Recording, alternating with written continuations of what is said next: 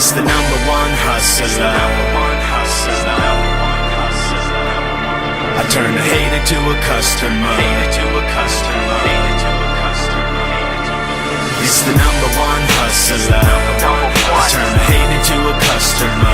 Trying to get this right. I'm trying to live this life. I put in work and still be earning stripes. So it's the number one hustler. I turn a hater to a customer. Trying to get this right. I'm trying to live this life. I put in work and still be earning stripes. So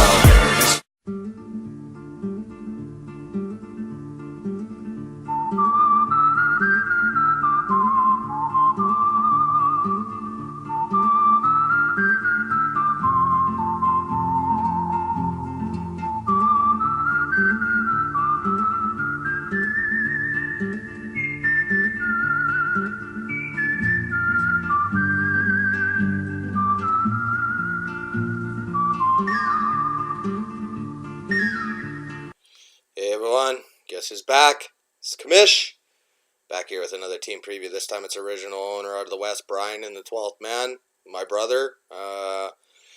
You saw the draft grade there, C+. There's a reason why I gave Brian a C+. Let's just get into it right away here. So, first pick there, Willie Snead. Not a bad pick. I mean, Deshaun Jackson was picked right after. I think Jackson, you've been watching Hard Knocks, is going to have a big year. Snead might be number 3 on the depth chart behind Ginn in New Orleans. That's the reason why, questionable. Well, not a questionable pick, but, might have been better picks after. Second pick went DeAndre Washington. I think this guy might get some carries, but Lynch is obviously going to be beast mode in Oakland. Zach Ertz and Hunter Henry, 2 premier tight ends, were picked after, and we'll see why that's important with Brian later on. Also had a second pick in the second round, went with Marvin Jones. He's having a pretty good preseason, so can't really complain about this pick, but there were some good players picked after. Adam Thielen, he's got a good rapport with Bradford. Marlon Mack, who looks like he might be the starting running back in Indy now. And Devontae Parker. So, good players picked after, so I bet Marvin Jones is having a good preseason. In the third round, no pick for the 12th man. Fourth round went Devontae Booker. Questionable pick here, I thought, too, especially when you see Dante Foreman was picked after. Rex Burkhead, who's going to be the most versatile back in New England, most likely. And, Chris Ivory. But, I mean, that one there, too, also, I know, obviously, Brian in the 12th man was looking to strengthen his running back depth. And then the fifth round went with his team there, Bobby Wagner at linebacker.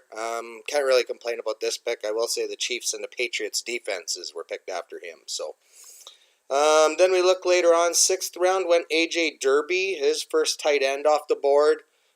Seventh round went McKinney. Eighth round went with the Giants defense. This one's a tough one. Ninth round went Reggie Ragland. Right now he's playing with the third team in Buffalo. And then in the 10th round went no picks. So, obviously a C+ grade, I think, kind of well-deserved for Brian. I'm sure he probably, looking back, wishes he would have had a bit of a better draft. So now let's just get into Brian's lineup now. So at quarterback, obviously, Phillip Rivers has been a mainstay for him. Paxton Lynch is the backup. Lynch doesn't look like he's going to get any playing time this year, but Rivers obviously is always a guy that seems to produce. Running back, got to be maybe some question marks, but maybe some things that might work out for him. I mean, Bilal Powell on the Jets offense, that's just horrible. Mark Ingram in a timeshare, obviously. DeAndre Washington, a backup. Devontae Booker, a backup. Dwayne Washington, a backup. And then this one might be the waiver wire pickup of the year, though. Chris Carson, looking like he might be the starter in Seattle. So that might help Brian's running game, obviously. Wide receiver, obviously one of the most dangerous groups in the league. I mean, you got A.J. Green, and then we all remember the heist deal, Julio Jones. This helped Brian's fantasy outlook for a good 10 years. Still can't believe this guy, he got Julio Jones for Josh Morgan and Vincent Jackson, but he did in the first year in existence, and it's obviously helped Brian to success. Willie Snead, Marvin Jones, Paul Richardson, and then Ross out of Arizona. So obviously some good wide receivers there, 4 really good ones, so that'll help. Tight end, though, bit of a different story. A.J. Derby, Tyler Higbee, and George Kittle. Not the type of tight end group I would want heading into the year, but that's who he's got. Kicker, Blair Walsh and Phil Dawson. Defense, you got the Giants and the Bears. At defensive line, you got Robert Quinn, Shaq Lawson, and Frank Clark. Again, another DL group I probably wouldn't want. Quinn hurt every year. Frank Clark looks like he's the real deal, though. He's a career criminal. So, linebacker, Bobby Wagner, McKinney, Ragland, Corey James, and Cravens. Huge question marks in the linebacking core. Of course, we know what's going on with Ragland. It looks like Corey James may have lost his job, too.